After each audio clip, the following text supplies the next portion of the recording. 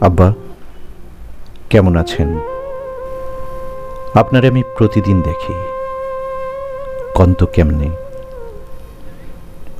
ওই যে দূর আকাশে যে তারাটা বেশি জ্বলজ্বল করে, ওটাই তো আপনি। আমি আকাশের দিকে তাকায় আপনার সাথে কত গল্প করি। আপনার কাছে আমার কথাগুলো কি পৌঁছায় আব্বা? কন্ত, এত তাড়াহুড়া করে চলে যাওয়ার কি দরকার ছিল? আপনি জানেন না, আপনি ছাড়া আপনার এই সন্তানটা একেবারে অসহায়। আপনি আমার মাথার উপর বটগাছ ছিলেন। যে কোনো ঝড়ঝাপটা আসলে আপনি সামলে নিতেন। কতই না কষ্ট করছেন আমারে মানুষ করার জন্য।